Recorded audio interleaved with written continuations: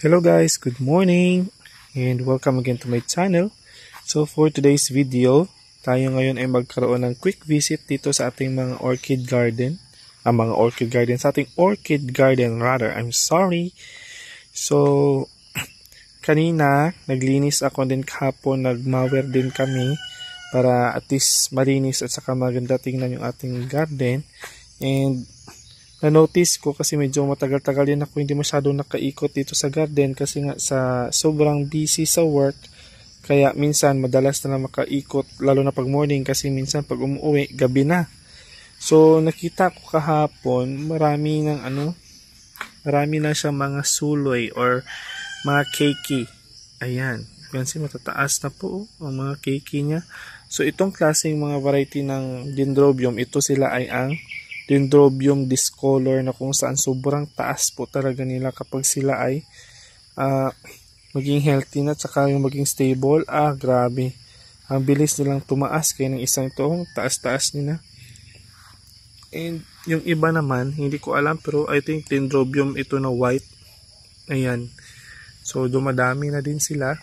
Ayan, mabilis kasi sila mabigay ng suloy or ng keiki. And then yung dito naman sa baba, ito yung mga dendrobiums ko na iba. Yan. So to those asking ko ano po ang potting media, yan po ay cocoa husk and charcoal. So pinagmix ko lang kumbaga yung coconut husk, yun yung pinang-ipit ko sa ugat, and then ang palibot niya na is charcoal or uling. Kasi po para at least pag hindi tig-ulan, lalo na kapag tag-init, hindi naman po ma-dehydrate yung ating orchids. Diba? Kahit paano, wag lang masyadong damihan, lalo na pag expose mo sila sa full sun and full rain. Kasi nga po, mag-tendency na magkaroon ng root rot, lalo na po kapag sunod-sunod po yung ulan. Ayan, hindi na siya makakahinga. Ito naman yung ating strap leaf banda. Ito yung isa, hindi ko alam ID nito, pero maganda ito kapag magbulaklak. Din ko stylist ata yan. Ewan ko, ano pangalan yan? Kung namulaklak yun sa akin isang beses, maganda po. And then, ayan naman yung nakahiga natin na kahoy. Puno ng kahoy na kung saan pinagdikitan din po natin ng orchids. Walang takas. May patayo, may pahiga. O ayan, lumalabas na po yung mga bago niyang ugat. Meron pang suloy. Ayan. O, diba? Meron pang saang. Ayan, so medyo malaki na. Ito naman yung kaka-transfer lang natin last month before ako nagpunta sa Manila. Tinanim ko sila, and then pagbalik ko dito sa Mindanao is marami ng mga ugat. Ayan. So inipit lang po natin ng bunot konti para at least po may room pagkakapitan yung yung ugat. Ayan. So ginawa na din po natin. Ayan. Pinagdugtong-dugtong lang. Sa isang puno, mga 3 or 4 na orchids ang pinaglagay ko. Ito yung mga na-harvest ko doon mula sa ating main garden. Ayan, kasi 'di ba? May main garden tayo. Ayan din, meron din tayong suloy. Suloy na ating orchids keiki dito. Dami din. Yung 3 kahapon nakuha ko na. And then pinag-transfer ko doon sa baba. Mamaya puntahan po natin doon. Ayan. May healthy na din sila dahil po sa ulan. At least na green na naman yung kanilang mga dahon. Unlike before, yung grabe talaga yung tag-init as in. Ang dami talaga nag-yellowish na dahon. O yung iba talaga is nawala. Kaya lipat tayo doon sa ating main garden. Let's go! Okay, so nandito na tayo ngayon sa ating main garden. So ito yung update sa ating mga dancing ladies na kung saan transfer din natin last 2 months ago. Ayan, meron na din siya mga keiki. Ayan, meron na siya mga keiki. Keiki. Ano tawag niya? Spikes rather. Sorry. So, yan po. Ayan, tumataba na din sila. Ito palang dancing lady, ayaw nila ng too much exposure sa sunlight. So gusto nila yung light lang. Ayan, meron na siyang spike. Malapit na yung mamumulaklak. Ayan, marami din yan dito. Ginagamit din namin ang mga bulaklak ito kapag kami ay magde-decorate ng flower vase sa simbahan. Ayan.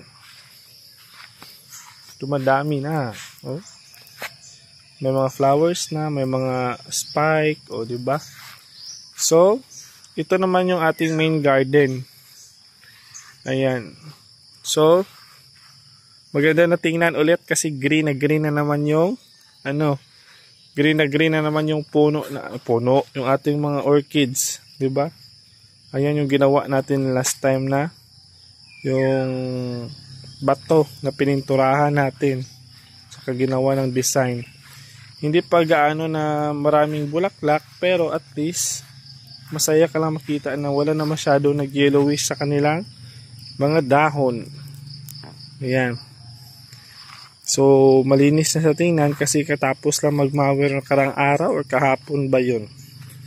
Nagpa-mower tayo kasi hindi tayo kayang nagpasin ng or lampa, ang tawag yun yung damuhan lang ng kamay-kamay at saka bulo kasi nga lawak na kaya kailangan na talaga ng mower.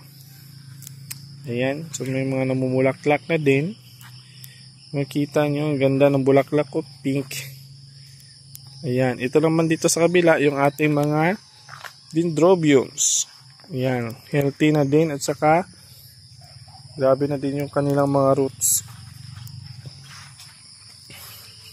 Isa sa dumadami ito sa akin is itong dendrobium na discolor. Kasi ang bilis talaga nila magsuloy. Ito din mataas na din siya, ayan, sa puno. Marami na ding ugat yan. Sobrang taas as in. Diba? Ito din.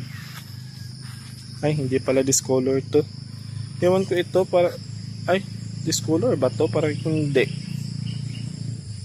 Ayan.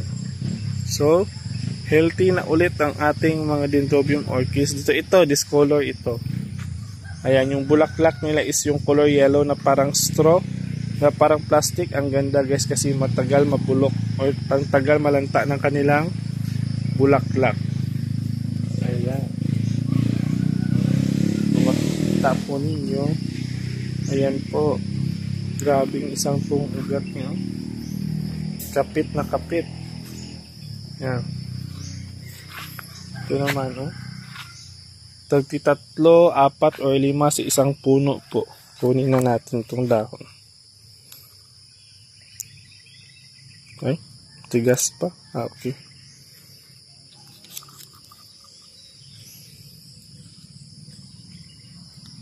Yan. Tanggal na.